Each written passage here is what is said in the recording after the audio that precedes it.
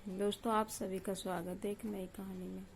अखबार में छपी एक खबर की वजह से एक ही दिन में जैसे खुशबू की सारी दुनिया ही बदल गई। अपनों के बीच जैसे खुशबू एकाएक बेगानी हो गई। देखने में तो अब भी सब कुछ पहले जैसे ही दिखता था, लेकिन नज़रों के साथ साथ दिलों में भी फर्क आ गया था। मम्मी के स्पर्श से भी खुशबू इस फर्क को महसूस कर सकती थी। मम्मी के स्पर्श में वैसा अब एक संकोच और दुविधा थी। खुशबू के वजूद पर भी जैसे एक सवालिया निशान लग गया था। मगर सवाल यह भी था कि खुशबू का कसूर क्या था। उसके जन्म के समय कहाँ पर क्या हुआ था, किसने क्या बेईमानी की थी, उसे क्या मालूम। अखबार में छपी खबर ने 7 वर्षीय खुशबू को उसके अपने घर में अजनबी जैसा बना दिया था। बाहर के एक नर्सिंग होम के स्कैंडल को लेकर भी इस प्राइवेट नर्सिंग होम को पुलिस ने सील करके उसकी संचालिका और नर्सिंग होम में काम करने वाली कुछ नर्सों को भी गिरफ्तार कर लिया था। पुलिस ने ये सारी कार्रवाई उस नर्सिंग होम में बच्चे को जन्म देने वाली एक महिला की शिकायत पर की थी। शिकायत करने वाली महिला का आरोप था कि नर्सिंग होम में उसके बच्चे को बदल दिया गया है। महिला के अनुसार उसने नर्सिंग होम में जिस बच्चे को जन्म दिया था वह एक लड़का था, मगर उसके बदले में उसे एक लड़की मिली थी। शिकायत करने वाली महिला ने बच्चे को बदल जाने के संबंध में नर्सिंग होम की 2 नर्सों पर अपना शक जाहिर किया। महिला की शिकायत पर पुलिस ने कार्रवाई करते हुए दोनों नर्सों को अपनी हिरासत में लेकर जब कड़ाई से पूछताछ की तो एक बहुत बड़ा और सनसनीखेज स्कैंडल सामने आया।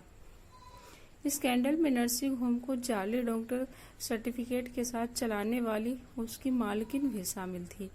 उसे भी पुलिस ने गिरफ्तार कर लिया था। पुलिस की तफ्तीश के अनुसार खुलासा हुआ कि 16 वर्ष पहले अपने अस्तित्व में आने के बाद से ही नर्सिंग होम लोगों की आंखों में धूल झोंक रहा था।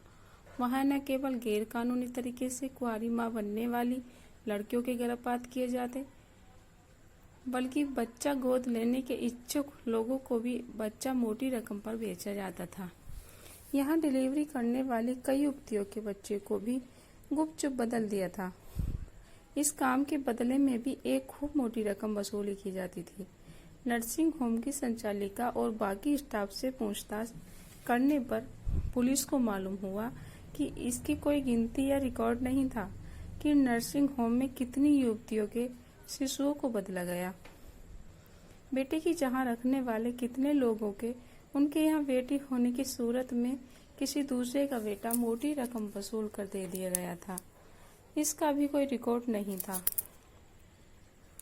7 वर्ष पहले खुशबू ने भी पुलिस के द्वारा सील किए गए इस नर्सिंग होम में जन्म लिया था। खुशबू की दोनों बड़ी बहनों ने तो सरकारी अस्पताल में जन्म लिया था। इसके लिए घर की माली हालत भी मजबूर थी।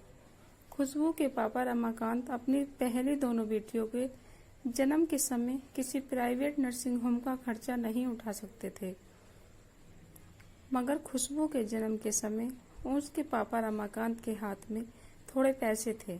अगर नहीं भी होते तो वे उधार कर भी नर्सिंग होम का खर्चा उठाते, क्योंकि ऐसा खुशबू की मम्मी शारदा भी चाहती थी। 2 बेटियों की मां बन चुकी शारदा के लिए तीसरा बच्चा बड़ा मायने रखता था और वो कोई भी रिस्क नहीं लेते हुए पूरी एहतियात से काम लेना चाहती थी। वास्तव में तीसरे बच्चे के जन्म की शारदा बेटे की चाहत और कल्पनाओं से सरोबोर थी। बेटे की चाहत में शारदा ने पंडित राम कुमार तिवारी को पकड़ा था।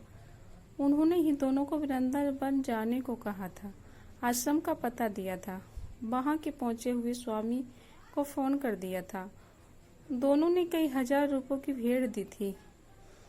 रामकुमार तिवारी दावे से कह रहे थे कि शारदा के गर्भ में मौजूद उसका तीसरा बच्चा एक लड़का ही होगा। लिंग निर्धारण टेस्ट जो कि गैर कानूनी था, इसलिए कोई भी टेस्ट लेबोरेटरी अल्ट्रासाउंड करने के उपरांत लिखित रूप में यह गारंटी देने को तैयार नहीं थी कि शारदा के गर्भ में मौजूद बच्चा एक लड़का है। जुबानी तौर पर शारदा से यही कहा गया कि उसके गर्भ में मौजूद तीसरा बच्चा एक लड़का है। मगर एक बेटे की मां बनने की शारदा की सारी उम्मीदों पर तब कुठाराघात हुआ जब उसे बताया गया कि उसका तीसरा बच्चा भी लड़की है। शारदा का तो जैसे दिल ही टूट गया। राजकुमार तिवारी पंडित और अन्य ज्योतिषों की सारी बातें गलत साबित हुई थी। अल्ट्रासाउंड कराने वाले लेबोरेटरी की जवानी कहीं बात भी गलत निकली। रामकुमार तिवारी फिर भी कह रहे थे कि यह कोई चमत्कार है, उनका कहा गलत हो ही नहीं सकता। लड़की होने पर भी वे 20,000 झटक गए थे। शारदा को ही नहीं, तीसरी बेटी के आने में रमाकांत को भी सदमा लगा था। बेटे की चाहत में चौथी संतान के ख्याल से भी उन दोनों ने तौबा कर ली। तीसरी बेटी खुशबू जन्म देने के बाद शारदा काफी दिनों तक बुझी हो रही थी। पूजा पाठ और उपवासों पर से जैसे उसका विश्वास ही डगमगा गया। रामकुमार तिवारी ने आना बंद नहीं किया, पर अब वे दक्षिण नहीं मांगते, पर चौथे बच्चे के लड़के होने की गारंटी देने लगे थे। वे अभी भी गलती मानने को तैयार न थे।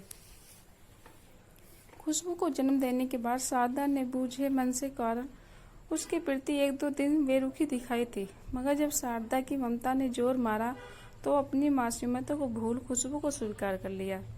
खुशबू को स्वीकार करने के बाद एक माँ के रूप में शारदा ने तो उसे अपनी पहली दोनों बेटियों से कम प्यार दिया और न ही उसकी कभी उपेक्षा की। खुशबू के जन्म के बाद शारदा को उसकी मासूमियत के निकलने में रमाकांत का भी काफी योगदान था। उन्होंने शारदा को सांत्वना देते हुए कहा कि आज के युग में बेटियां किसी भी लिहाज में बेटों से कम नहीं। हमें जो भी मिला है, हमें उसे खुशी खुशी स्वीकार करना चाहिए। खुशबू को स्वीकार कर लिया गया था। वह छोटी होने की वजह से माँ बाप की लाडली बन गई थी।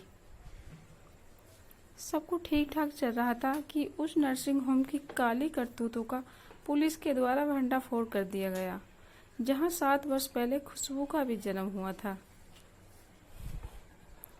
नर्सिंग होम की करतूतों का भंडाफोड़ होने के बाद बीता हुआ कल जैसे एक सवाल की शक्ल में सामने आ रहा खड़ा हो गया। पंडित रामकुमार तिवारी फिर बार बार आने लगे थे।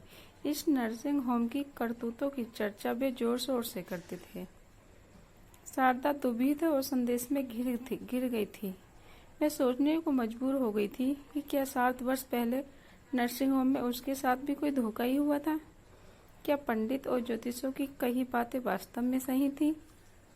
लेबोरेटरी वालों ने भी कोई गलत बयानी बच्चों के लिंग को लेकर नहीं की थी। दूसरी महिलाओं की तरह नर्सिंग होम में उसके साथ भी कोई धोखा नहीं हो गया था।